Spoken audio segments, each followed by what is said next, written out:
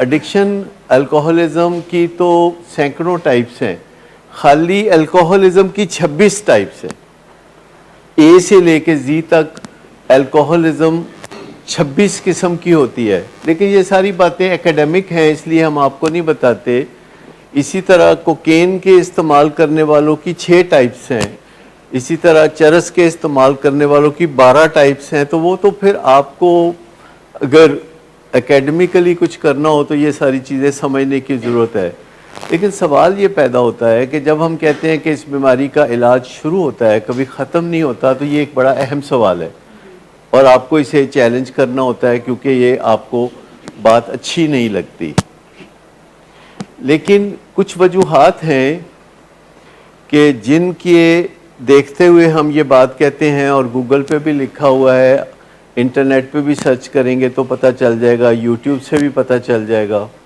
लेकिन पहली चीज़ जो है वो क्रेविंग है, जो कि मुख्तलिफ सूरतों में अचानक कहीं से वारद हो जाती है। क्रेविंग, मुझे बताइए आप लोग के ऐसा है कि क्रेविंग होती है? आप कहते भी हैं कि क्रेविंग होती है। ऐसी कोई दवाई नहीं है कि अगर आप वो ले लें तो क्रेविंग ख़त्म हो जाएगी, मासवा इसके कि जिस दवाई की आपको आदत है वही दवाई ले लें तो क्रेविंग उससे भी ख़त्म नहीं होती, बढ़ जाती है। मिसाल के तौर पर अगर कोई अल्कोहल लेता है और उसको अल्कोहलिज्म है और वो इलाज में से गुजरता है और बाहर जाता है तो उसको क्रेविंग होती है, तो इवन अगर अल्कोहल भी ले ले तो उसकी क्रेविंग ख़त्म नहीं होगी, ज़्यादा होगी। तो और किसी चीज़ का तो कहना ही क्या। अगर वो वैलियम ले लेगा तब क्रेविंग होगी, अगर वो कोई चरस पी लेगा तब क्रेविंग होगी।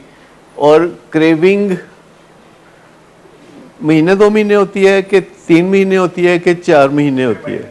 देखिए, अक्सरियत को क्रेविंग्स जल्दी कम हो जाती हैं, कुछ को क्रेविंग्स होती रहती हैं, कुछ को क्रेविंग्स जल्दी ख़त्म हो जाती हैं, कुछ को cravings for a long time होती रहती हैं, कुछ को फॉर ए लॉन्ग टाइम नहीं होती, फिर अचानक शुरू हो जाती हैं। डिपेंड इस चीज़ पे करता है कि आपने अपनी क्रेविंग्स के आगे बंद कौन से बांधे हुए हैं, या आपने बंदोबस्त क्या किया हुआ है। आपने बंदोबस्त क्या किया हुआ है अपनी क्रेविंग को ख़त्म करने के लिए, इस पे डिपेंड करता है। क्योंकि क्रेविंग कम से कम 1 दर्जन वजूहात से होती है, जिनमें से एक वजह हमारे नज़रियात हैं। हमारे नज़रियात से क्रेविंग होती है। जब मैं सोचता हूँ कि मैंने नशा छोड़ के घर वालों पे एहसान किया है, मेरा ये नज़रिया है, और वो मेरी खिदमत करें, मैं 3 दिन से कह रहा हूँ कि मुझे बर्गर मंगा के दें और वो मंगा के नहीं दे रहे, तो ये जो नज़रिया है चूँकि ये गलत है, तो इस नज़रिए पे कायम रहेंगे कि मैंने नशा छोड़ा है तो अब सब घर वाले मेरी खिदमत करें, सजदे करें सुबह शाम, जो कि वो नहीं करते, तो वालेकुम सलाम, फिर क्रेविंग होगी। तो इसका मतलब है कि नज़रियात बदलने होंगे। और ये एक नज़रिया है। एक नज़रिया ये है कि मेरा अगर भाई कर सकता है तो मैं भी कर सकता हूँ।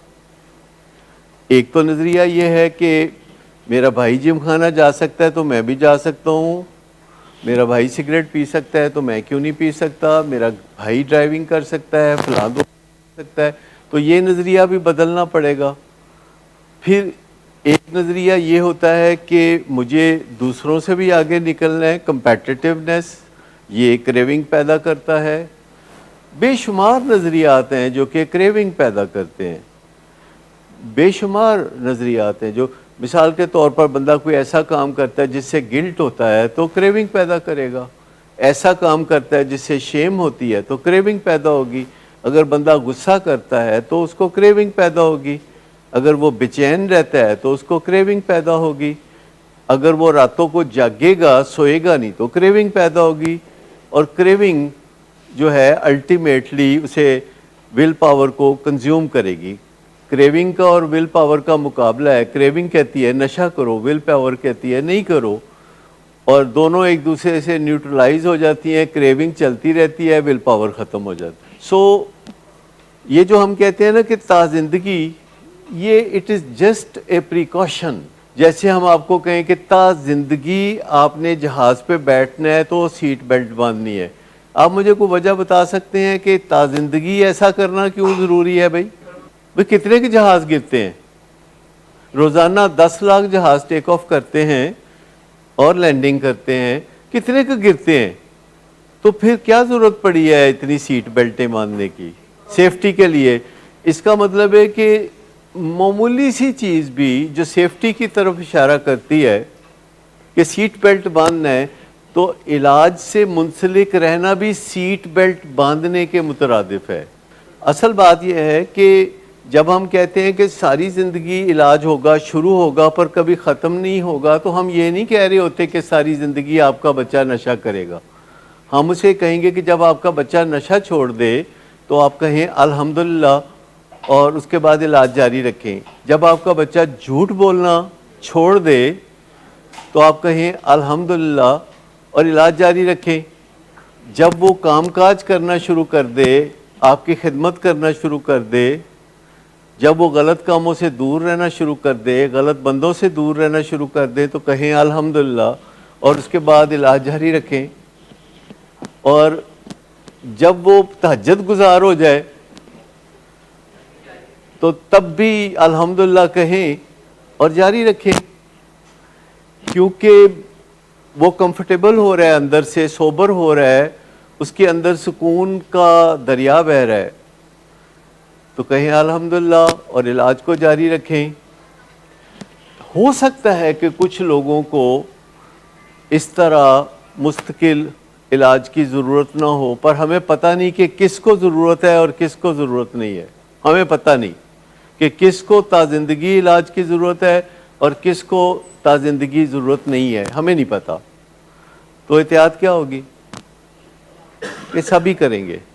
اور علاج کیا ہے کہ اپنی کریونگ کو ڈاؤن رکھنا، کریونگ کو ڈاؤن رکھنا، اور کریونگ کو ڈاؤن رکھنے کے لیے نظریات بدلنا، موڈ اور مزاج کی حفاظت سیکھنا، اپنے بیہیویئر بدلنا، اپنی انوائرمنٹ بدلنا اور اپنے سمٹمز کو قابو میں رکھنا۔ یہ 5 چیزیں ہیں جنہیں CBT کہتے ہیں، کوگنیٹو بیہیویئر تھراپی۔ نظریات بدلنا، نمبر 2 کہ موڈ اور مزاج کو سیٹ رکھنا، یہ فیملی کے لیے بھی ضروری ہے۔ نظریات بدلنا اور موڈ اور مزاج کو سیٹ رکھنا، بیہیویئرز کو الائنڈ رکھنا، قاعدے قانون کے مطابق، سوسائٹی کے مطابق، فیملی لاز کے مطابق، اخلاقیات کے مطابق رکھ لیں۔